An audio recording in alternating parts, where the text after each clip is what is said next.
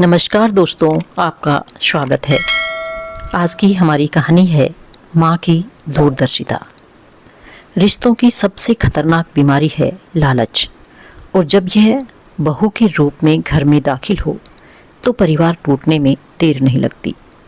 40 करोड़ की जायदाद और एक भोला भाला और मेहनती बेटा, क्या एक चालाक औरत का प्यार इन दोनों को निगल जाएगा, या माँ की दूरदर्शिता और समझदारी सब बचा लेगी? आइए जानते हैं आज की कहानी में। गांव की सुनहरी मिट्टी की खुशबू, पुराने बाग में हवा से हिलते आम के पेड़ और हवेली के आंगन में बिखरी हल्की धूप, यही था वह माहौल जहाँ से सावित्री देवी की कहानी शुरू होती है। मध्यम कद, गोरा चेहरा, लेकिन आँखों में अद्भुत तेज। उम्र 55 के आसपास, मगर चाल ढाल ऐसी कि किसी को भी लगे मानो अभी अभी कॉलेज से निकली हो। उन्होंने अपने जीवन में एक ही चीज़ सीखी थी, धैर्य और दूरदर्शिता से ही जीवन के हर तूफान का सामना किया जा सकता है। लोग अक्सर कहते थे, सावित्री जी केवल गृहिणी नहीं बल्कि एक पाठशाला है। उनसे जो भी बात करो कुछ सीख कर ही लौटते हो। उनका बेटा करण, उम्र करीब 28 वर्ष, चेहरे पर मासूमियत, आंखों में सपनों की चमक और दिल में एक ईमानदार चाह कुछ बड़ा करने की। पढ़ाई लिखाई में अच्छा था, लेकिन उससे भी बढ़कर उसमें था भरोसा। हर किसी पर जल्दी विश्वास कर लेता, हर मदद के लिए सबसे आगे खड़ा रहता।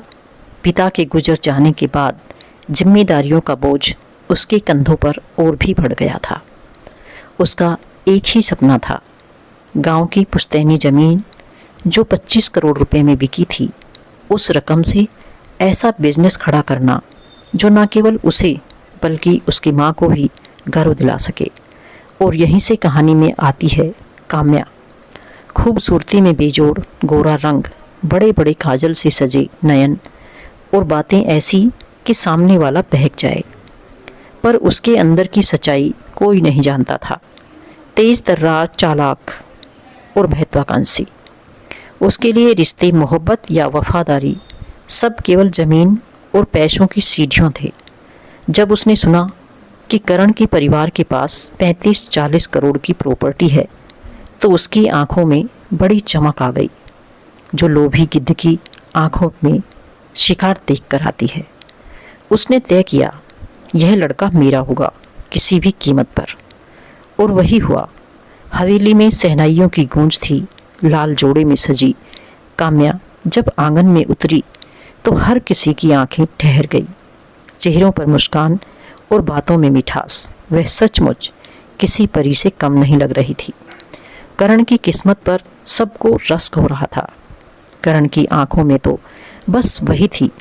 वह बार बार सोचता, माने चाहे कितनी भी मुश्किलें देखी हो, लेकिन अब उनकी ज़िंदगी भी आसान हो जाएगी। काम्या जैसी संस्कारी औरत इस घर की बहू बनी है तो अब सब कुछ बदल जाएगा।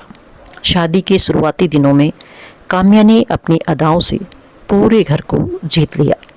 वह सुबह सुबह उठकर माँ के लिए चाय बनाती, मीठी बोली में कहती, माँ जी आप बस आराम कीजिए, अब ये घर मेरी जिम्मेदारी है। करण भी देखता और गर्व से भर जाता। देखा माँ, मैंने कहा था ना, काम्या आपसे कितना प्यार करती है। सावित्री देवी मुस्कुरा देती। उनके अनुभव कह रहे थे कि यह मुस्कान नकली भी हो सकती है, पर वे चुप रही। धीरे धीरे काम्या ने करण को अपने जाल में कसना शुरू कर दिया। वह छोटे छोटे मौक़ों पर रोना, मनोहार करना, फिर अचानक प्यार से गले लग जाना, सब ऐसे करती मानो किसी कलाकार को अभिनय सिखा रही हो।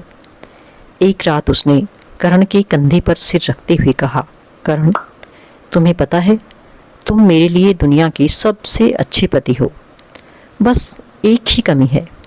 करण ने हैरानी से पूछा, कमी कौन सी? काम्या ने गहरी सांस ली।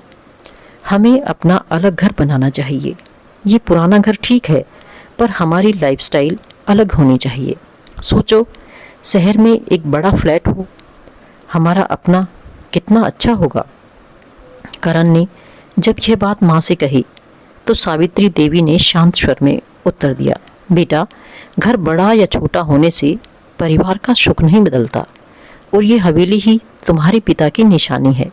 इसे छोड़ना समझदारी नहीं। लेकिन करण को माँ की हर बात अब कठोर और गलत लगने लगी। काम्या बस आंसू बहाकर कहती, देखा, माँ जी को मेरी कोई इच्छा मंजूर नहीं। मैं तो इस घर में पराई हूँ। करण तुरंत माँ से नाराज हो उठता। शादी के कुछ ही महीनों बाद काम्या ने अपने पत्ते खोलने शुरू कर दिए। कभी कहती, करण, हम शहर में 3-4 करोड़ का फ्लैट तो देख ही सकते हैं। माँ जी डाउन पेमेंट कर देगी तो आसान हो जाएगा। कभी कहती, मुझे लगता है हमें एक बड़े से शॉपिंग मॉल में एक शॉप ले लेनी चाहिए। मैं खुद बिजनेस करूँगी। ज़रा सोचो कितना नाम होगा। एक दिन तो उसने यहाँ तक कहा, करण, तुम्हारे पास इतना पैसा पड़ा है, क्यों ना किसी स्टार्टअप में इन्वेस्ट करें। लाखों करोड़ों का फ़ायदा हो सकता है। मेरा एक बहुत अच्छा दोस्त है जो हमारी स्टार्टअप में मदद कर सकता है। करण, जो पहले माँ की राय लिए बिना कोई कदम नहीं उठाता था, अब हर बात में काम्या की हाँ ना देखने लगा।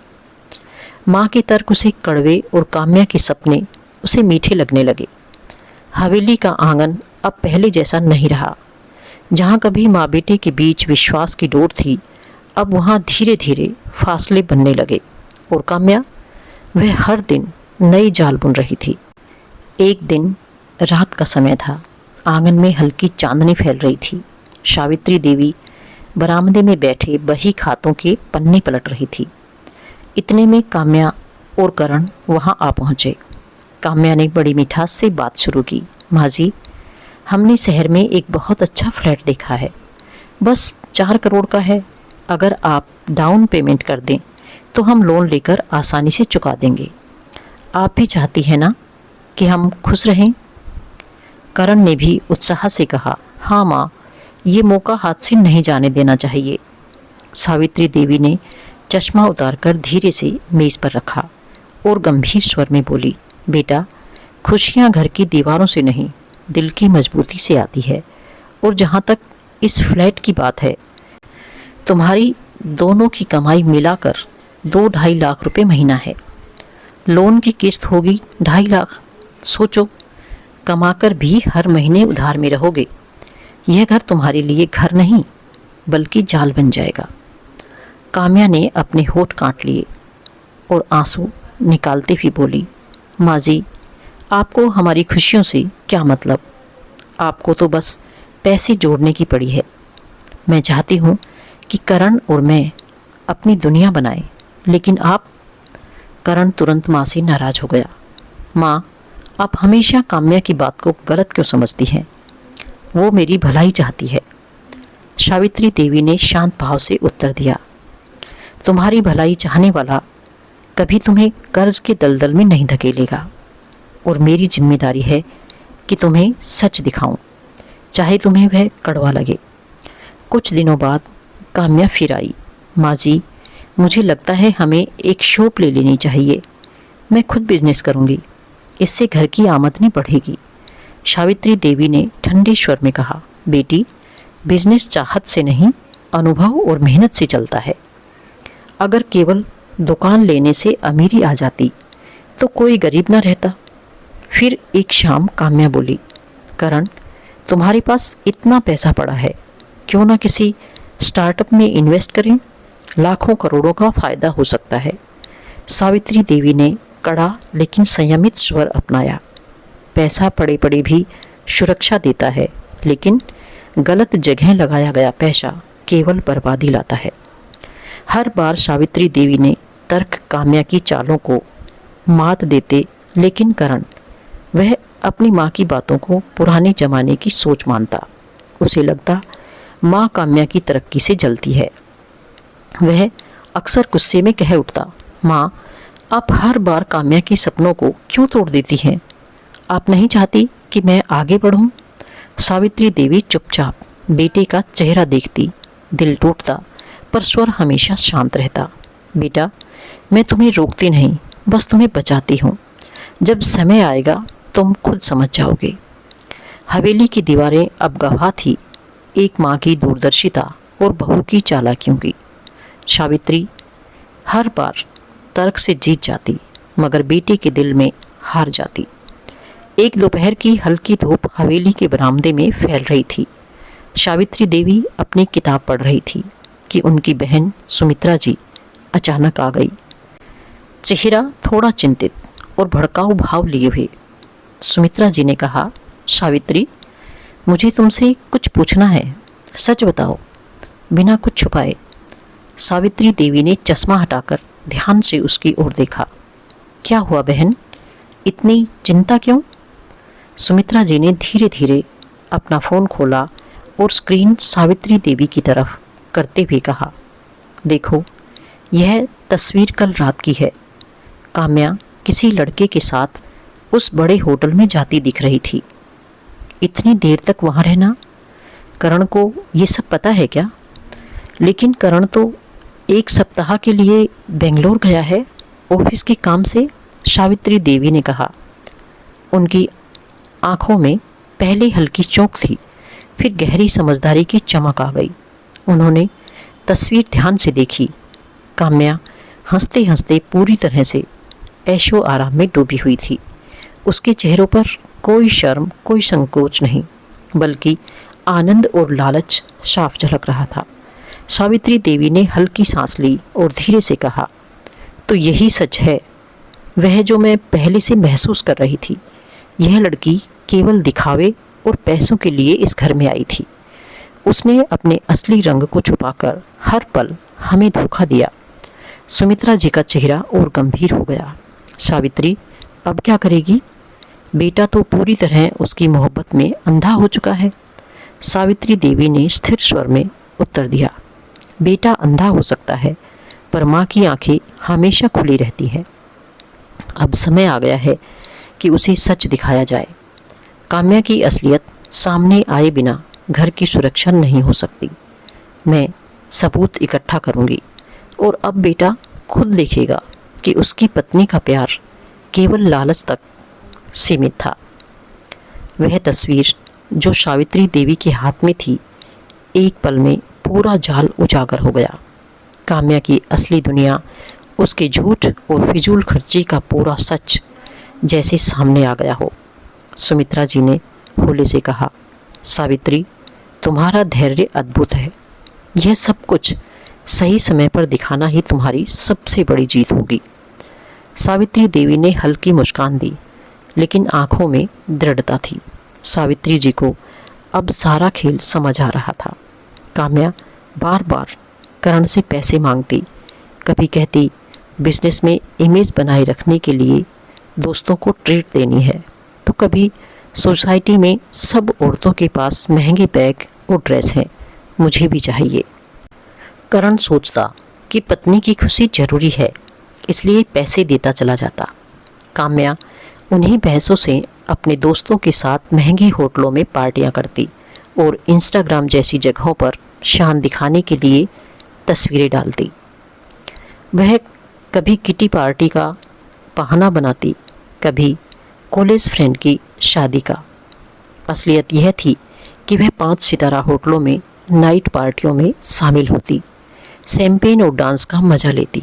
सावित्री देवी को धीरे धीरे सब समझ आने लगा, लेकिन वह सही समय का इंतजार कर रही थी। समय गुजरता रहा। शादी को साल भर हो चुका था। हवेली का आंगन जो कभी हंसी और अपनत्व से गूंजता था, अब खामोशी और तनाव से भरा रहने लगा। काम्या अब अपना खेल खुलकर खेलने लगी थी। वह छोटे छोटे बहानों से करण के मन में माँ के खिलाफ जहर भरती। रात को जब करण घर लौटता तो काम्या आंसुओं में भीगी आंखों से कहती, करण, माँ जी मुझे कभी अपनाती ही नहीं, हमेशा मुझे गलत साबित करती है। अगर मैं कुछ कहना चाहूँ तो माँ जी तुरंत मना कर देती है। करण तिलमिला उठता, माँ आपको क्यों समझ नहीं आती? काम्या मेरी पत्नी है, मेरे सपने उसकी आंखों से जुड़े हैं, लेकिन माँ आप उसे नीचा दिखाने में लगी हैं। धीरे धीरे करण का समय और ध्यान दोनों माँ से दूर होकर केवल काम्या पर टिकने लगे। सावित्री देवी देख रही थी कि बहू की चालें असर कर रही है, पर वे चुप नहीं बैठी। उन्होंने बिना किसी को बताए धीरे धीरे हर चीज़ पर नज़र रखना शुरू किया।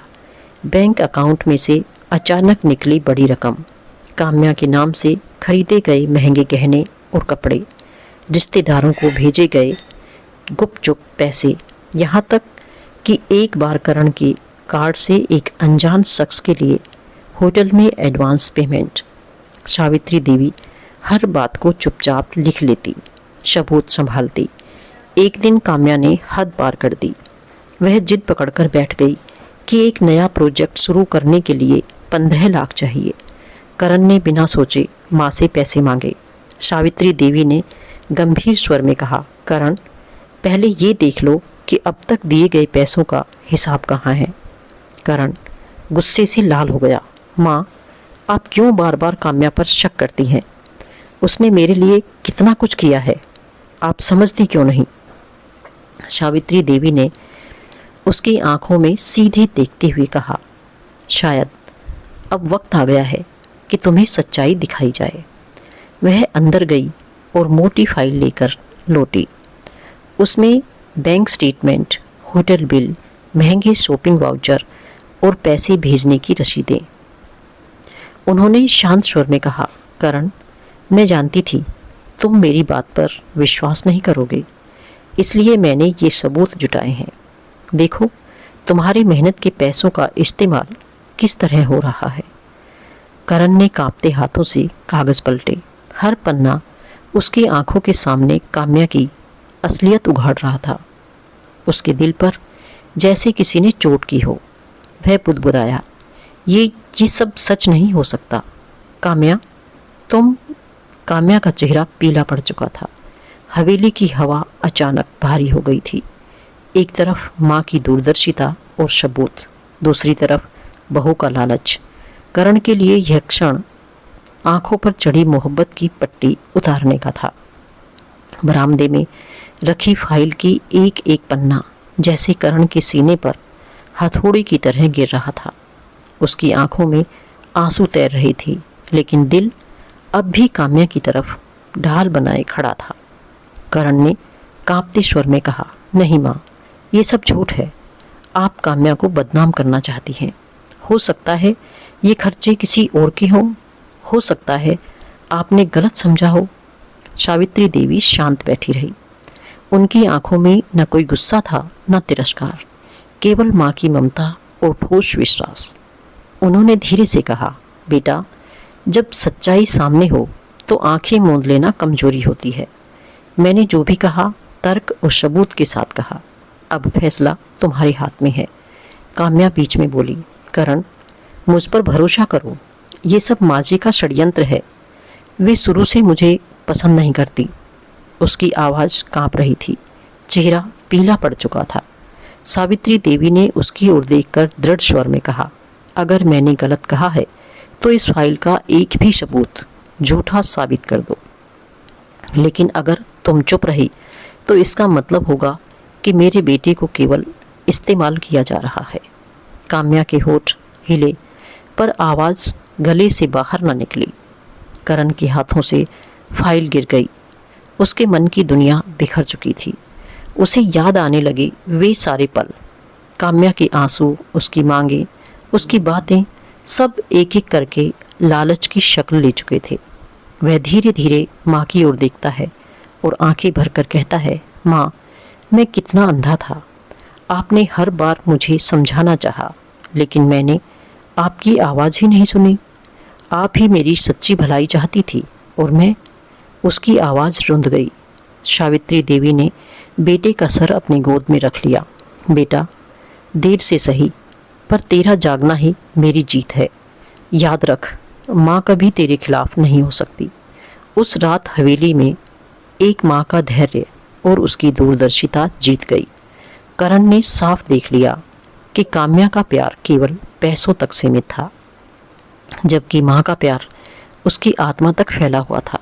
घर का माहौल उस दिन निर्णायक मोड़ पर पहुंच चुका था। सावित्री देवी ने सबूतों और अपनी सधी हुई बातों से काम्या का असली चेहरा उजागर कर दिया था। काम्या पहले तिल मिलाई, फिर बहस करने की कोशिश की। आपने हमेशा मुझे पराया समझा, मेरे खिलाफ षड्यंत्र रचा। लेकिन सावित्री देवी शांत स्वर में बोली, मैंने षड्यंत्र नहीं, सच दिखाया है। प्यार का नाम लेकर घर तोड़ने वाली औरत का इस घर में कोई स्थान नहीं है। उनकी दृढ़ आवाज ने पूरे घर को झकझोर दिया। करण का चेहरा शर्म से झुक गया। उसे एहसास हुआ कि वह कितना बड़ा धोखा खा रहा था। वह माँ के चरणों में गिर पड़ा और आंसुओं भरी आंखों से बोला, माँ, आप ही मेरी असली ताकत हो। आपने मुझे काम्या के जाल से बचाया। अगर आप ना होती तो मैं सब कुछ खो देता। काम्या की आंखों में हार और बेइज्जती साफ झलक रही थी। लालच और झूठ के सहारे खड़ी उसकी दुनिया एक झटके में ढह गई। करण ने साफ शब्दों में काम्या से कहा, काम्या, मैं चाहूँ तो तुम्हें इस जुर्म की सजा दे सकता हूँ, लेकिन मैंने तुमसे प्यार किया था और तुमने मुझे धोखा दिया। मैं तुझे अभी इसी वक्त तलाक देता हूँ। तुम हमेशा के लिए इस घर से निकल जाओ और मुझे कभी अपनी सूरत मत दिखाना। उस दिन घर में एक नई सुबह हुई। सावित्री देवी की समझदारी और धैर्य ने बेटे को बचा लिया और यह साबित कर दिया कि सच्चाई और माँ का आशीर्वाद हमेशा छल और लालच पर भारी होता है। समय ने करवट बदली। करण माँ के मार्गदर्शन में अपने जीवन और कैरियर को फिर से संभालने लगा। धीरे धीरे उसने अपने बिजनेस में नई ऊर्जा के साथ कदम रखा और सावित्री देवी की दूरदर्शिता का सहारा लेकर सही फैसले लेने लगा। काम्या के जाने से घर का बोझ तो हल्का हुआ ही, साथ ही करण के दिल से भी अंधी प्रेम का पर्दा हट गया। अब उसे समझ आया कि असली ताकत दिखावे में नहीं, बल्कि सच्चे रिश्तों और ईमानदारी में है। सावित्री देवी ने न सिर्फ बेटे की 50 करोड़ की प्रॉपर्टी, बल्कि उसे लालच और छल के जाल से भी निकाल दिया। घर में एक नई रोशनी फैली। माँ बेटे का रिश्ता पहले से कहीं ज़्यादा मजबूत हो गया। दोस्तों, यह कहानी हमें गहरा संदेश देती है। सच्चा प्यार वो है जो रिश्तों को जोड़ता है, तोड़ता नहीं, और माँ की समझदारी से बढ़कर कोई दौलत नहीं। तो दोस्तों, यह थी हमारी आज की कहानी। आपको कैसी लगी कमेंट करके ज़रूर बताएं, और यदि आप मेरे चैनल पर नए हैं तो इसे सब्सक्राइब करके बेल आइकॉन को ज़रूर दबाएं, ताकि आने वाली वीडियो का नोटिफिकेशन आप तक पहुंचता रहे। धन्यवाद।